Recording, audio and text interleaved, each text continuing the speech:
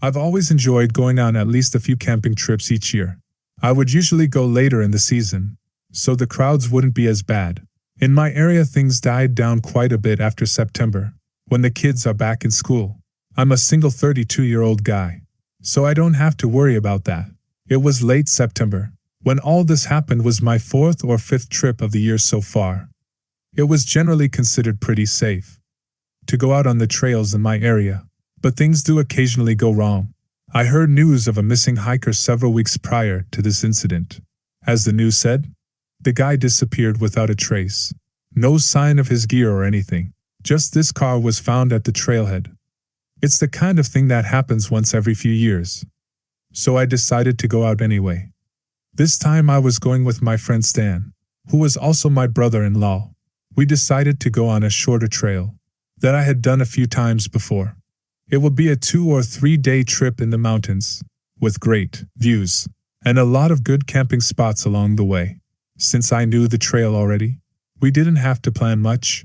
I just packed up my gear and stocked up on it enough food to make it through the trip. We got into my truck and headed out there.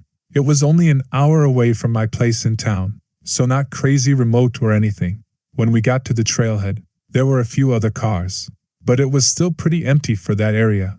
With that much traffic, it seemed unlikely that we would see another person. While we were in there, we both grabbed our packs and hit the trail. Was around 11:30 a.m. in the morning, and it was overcast. The forecast called for rain, but we hadn't seen a single drop yet. That wouldn't have stopped us anyway. Once you're in there, there's no turning back. Park rangers can get in for emergencies or otherwise. If you walk in, you walk out after about 3 hours of hiking. We saw a campsite off to the side. There was a new rule. Looking north face tent set up with a smoldering fire pit next to it. I thought that was weird because it was too early to set up for the night, and too late to still be there from the previous night. Most people wouldn't just hang out there for a whole day, especially so close to the entrance. It wasn't enough to worry about, so I didn't even bring it up to Stan. We just kept hiking after another few hours. The sun was setting, so we decided to stop for the night. There weren't any great spots, so we just picked a small clearing off the trail. Not a great campsite, but there was a fire pit there already, so we knew it had been used before. Standing, I started a fire dinner and went to bed early. When we woke up in the morning, we were shocked to see that north face tent was set up right next to ours in the small clearing. That was incredibly strange because neither of us heard a thing during the night. We took down our gear and packed up. When we were almost done, a man emerged from the forest. He approached me and introduced himself. Although I was creeped out before, he seemed like a pretty normal guy for the most part. He was around our age, probably mid-30s, and a blue and gray jacket with some kind of logo on it. It also had a name Pete stitched into the front. He must have used it for work. I thought the guy had a patchy beard with long hair, and he stood around 5'7". He said he had been out there for a few days, and he was on his way out. 2 things stood out to me though. For one, his jacket was at least 2 sizes too big for him. And I also noticed a small blood stain on the collar near the hood. Neither of those things is a smoking gun. Cuts and scrapes can happen for all sorts of reasons out there. But it did trigger my suspicion a little bit. Like I said, now the guy was friendly. So we just chatted for a few minutes and then went our separate ways. Stan and I hiked in further for the rest of the day. It's time we stopped earlier because there was a good spot next to a stream. I always liked the sound of flowing water when I sleep, so I really wanted to stop there. After we set everything up and had dinner, we sat by the fire talking for several hours. We went to bed at around midnight. I fell asleep quickly to the soothing sound of the nearby stream. At some point in the night, a scream woke me up. Who was Stan? His tent was right next to mine. I looked at my watch and saw that it was 4 in the morning, and zipped my tent to check it out. I pointed my flashlight into the night, and I saw a man running away. It was the man from before with the big jacket in the north face tent. Stan said the man was lurking around our side and he tried to open his tent. We were both creeped out by that guy, Something wasn't right about him, and we both knew it. Since it was almost morning, we got up and decided to start hiking as soon as the sun came up. That way we would make it back, without having to spend another night out there. Luckily we made it back without seeing that weirdo again. When we got back to my truck, we loaded up our stuff and drove to the police station in the nearby town. I sat with Stan and one of the officers to give them a description of the man. I told them the guy was in his mid-30s, about 5'7". I told them he had a gray and blue jacket with a name Pete on it. And I also told them about his yellow North Face tent. The officer looked startled. He looks away and he got up and excused himself. After 2 or 3 minutes he came back and told us that the jacket and tent we described were a dead match for a man who went missing on another trail weeks earlier. So we found a missing person? Stan asked. The officer shook his head ominously and told us the missing person was a 60-year-old guy who was 6'2". That was when we realized that the man we saw was likely connected to the disappearance. As of this time, neither the missing guy or the creeper have been found. I still go out there every year, but it definitely makes me think twice about going anywhere alone. I'm glad I had Stan with me that time. A single person is a much easier target.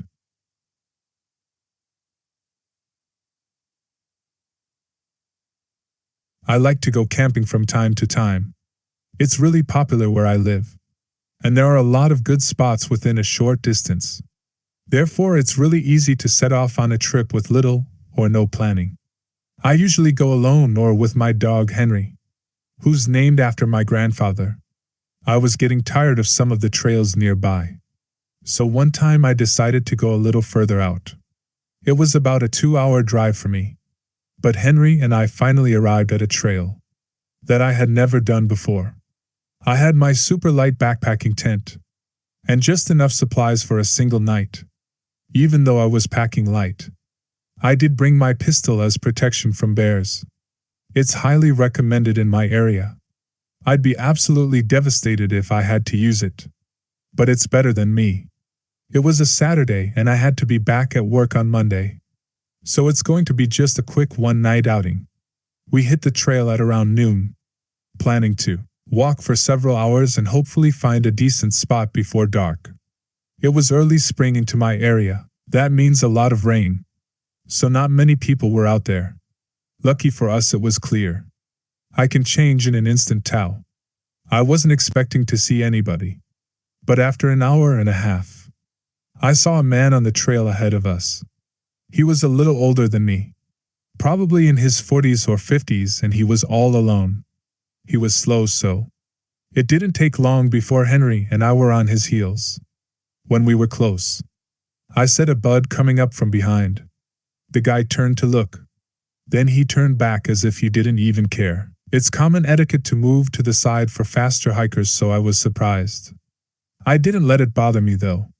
As soon as the trail widened, we passed him. I nodded and said hello on my way but got no response. The guy gave me a bad feeling, but he was behind us and we were faster, so I thought he was gone. At around 7 p.m. I found a good spot to camp for the night. It had already built fire pad with a log to sit on. I set up a camp while Henry ran around and explored the area. After about 10 minutes he came back, and he hung his head like he was in trouble. You know the thing dogs do sometimes. I wasn't sure what to make of it, but something seemed off for the rest of the night. He stuck by my side, almost whimpering. He was scared to death, and I had no idea why. Sometimes I think dogs can sense things that we can't. I also thought that maybe he saw something while he was running around before. We sat around the fire for a few hours after having dinner. By around midnight, and I went to the tent and tried to sleep. I fell asleep at some point, but I don't remember when I woke up. When it was still dark, checking my watch, I saw that it was just before 1 a.m., so I was asleep for long. Henry was whimpering and licking my face. That was what woke me. I patted his head and tried to calm him down, but he wouldn't go back to sleep. That was when I heard footsteps from outside. They were unmistakably human. Slow, deliberate steps that can be heard, and they were getting closer. Before long, they were right next to our tent, circling it. I think I even heard him touch the butterfly of my tent. I sat there frozen, and Henry was breathing slowly. Just that we heard a man laugh in a really creepy way. It was actually somewhere between a laugh and a cough. Almost like he was trying to stop himself from laughing, but couldn't hold back a few bursts. I was almost sure it was that guy from before. I didn't say anything, but the man could surely hear Henry whimpering. He definitely knew we were there. After a minute, I came to my senses and reached for my gun. I pulled it out and felt the cold metal on my hand. It wasn't loaded, so I took out the magazine and popped it in, making that unmistakable noise. As soon as I did that, I heard something that still creeps me out whenever I think about it. The man said, "Haha." Okay, then he walked away. Either Henry or I slept for the rest of the night. Unfortunately, the man never came back. As soon as the sun came up, I got up and started taking down my tent. I wanted to get out of there as soon as possible. That was when I noticed something. There was a slit in my tent right at the top. I was sure it wasn't there before. There's no doubt in my mind that the man made it. We speed walked out of there as soon as we took everything down. When I got home, I contemplated calling the police. Even though I didn't think they could do anything, I called him, reported it. I never heard another word about it, but it's always in the back of my mind whenever I'm out on the trail.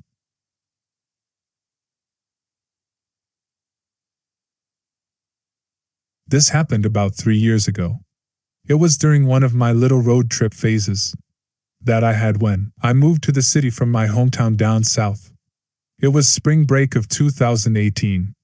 My teenage antics were at an all-time high, because I was a sophomore in high school. Needless to say, my friends and I were quite avid users of alcohol. Not that I endorse its use or anything. We were just teens at the time. I just made the trip down to my hometown. I was relaxing at my friend's house when he said that we should take a camping trip. He said we should have some fun, since I was down there for the break. My friend's name is Doug, by the way, and our other friends who we invited to the trip were Lewis and Isaiah. I go by the name Eric Duggar.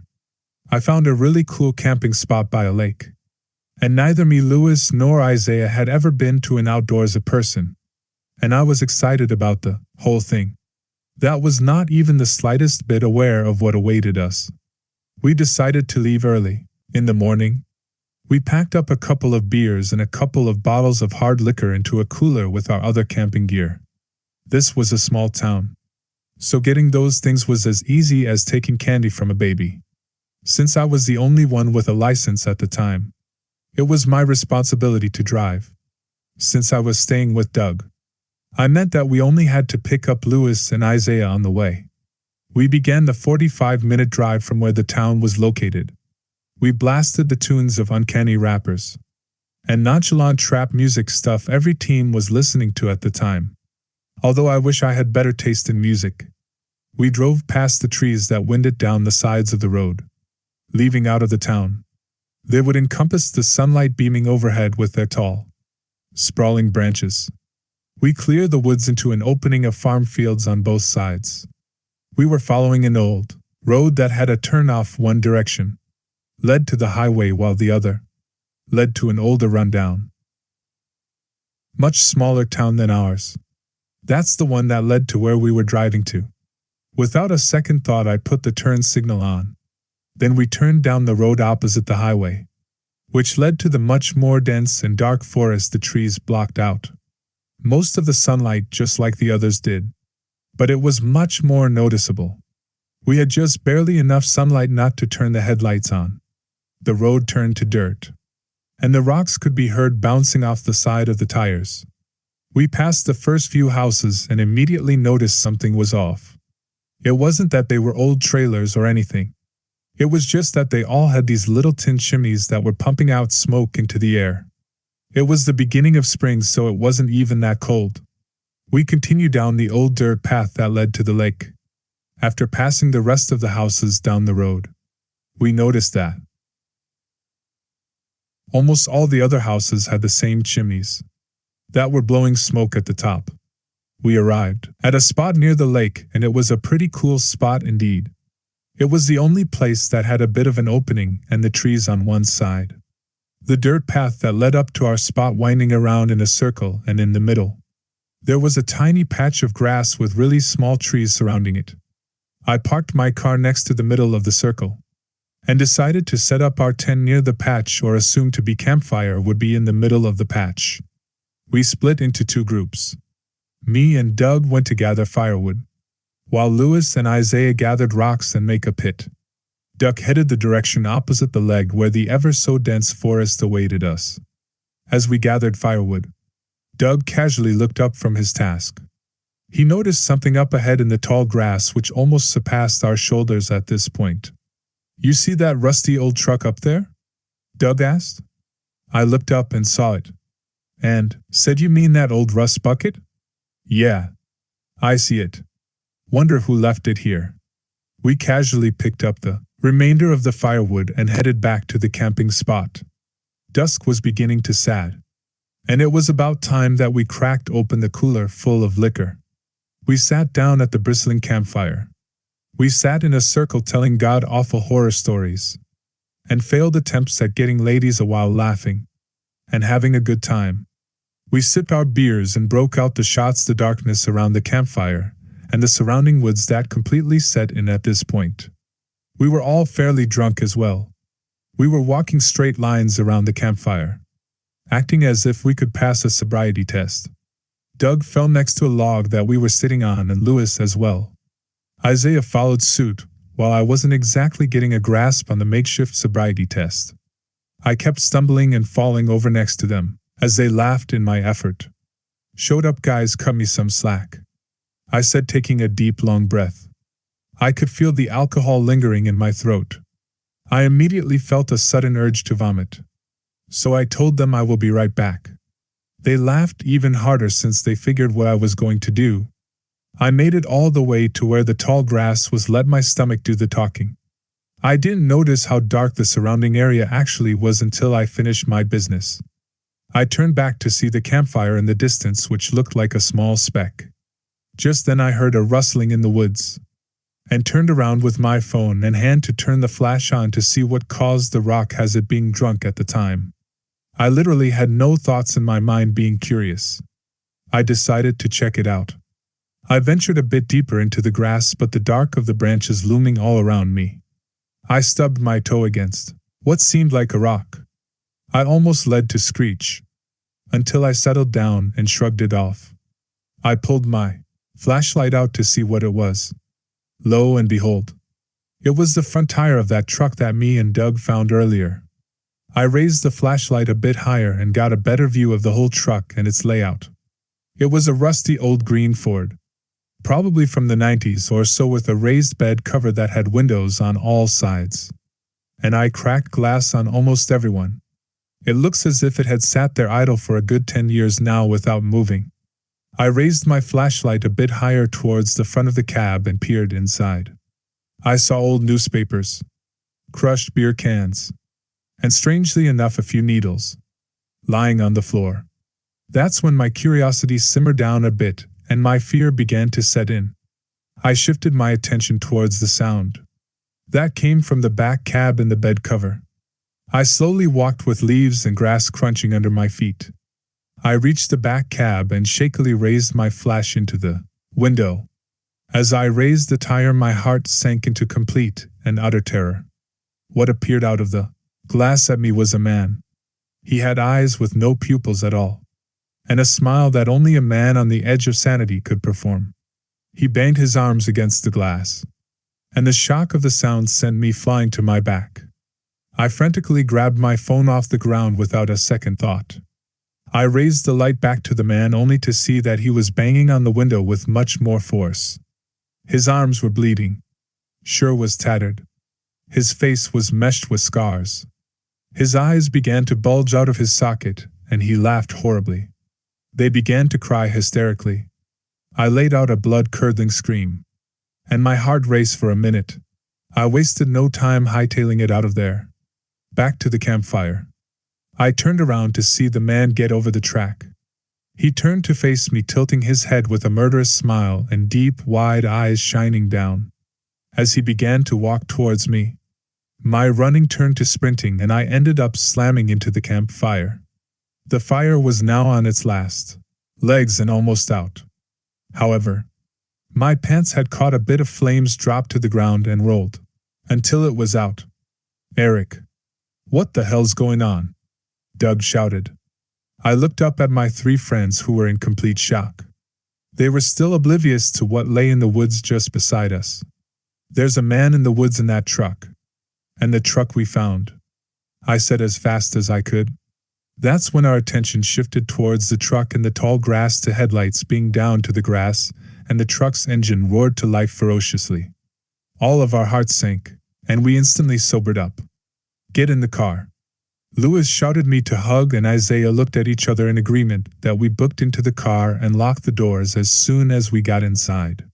Breathing heavily and shaking, we all agreed to start the car and get the hell out of there. We started the car, only to find that the headlights of the truck began to encircle us around the campsite. I floored the accelerator and hightailed it from the camping spot. Leaving the tent and booze behind us at that point didn't matter. The trees seemed as if they grew 100 feet higher and now fully encased us. The truck behind us was almost touching my bumper, and when I peered in the rearview mirror, I saw the man one last time. His eyes were stabbing mine, as if to say, "We'll kill you." His pupils were non-existent as before, and his smile somehow seemed even more forced than before. He was laughing to the point of insanity. I thought this was the end for us. Suddenly, we shot out from the dark woods and into the open farm fields from earlier. The truck behind us slammed its brakes, and we could hear the screech of its tires so loudly that it felt like it busted our eardrums. I looked in the mirror and saw the truck slowly creep back into the forest from where it came, the darkness swallowing it up once again. We didn't play any music for the rest of the way home, nor did we speak a word to each other about what happened. We pulled into Doug's driveway, and when we got out, we let out a sigh of relief. We each made our way to his shed where he would stay. We all grabbed some water and some food to calm us down. We watched some comedies and tried to talk our minds out of the events that have transpired due to the constant laughing from the movies and the shows we watched. I had to step outside. I thought I was having a panic attack. All I could hear was that man's laughing. I shook my head and took a deep, long breath, then headed back inside. I still keep in touch with these friends. Even though high school has ended, they're still my closest friends, and probably always will be. I'll never forget the pure white of that man's eyes, and his murderous smile. One thing that still bothers me to this day is that me and Doug noticed that truck very early on. That man had been watching us for hours. There are often abandoned children with no one to protect them,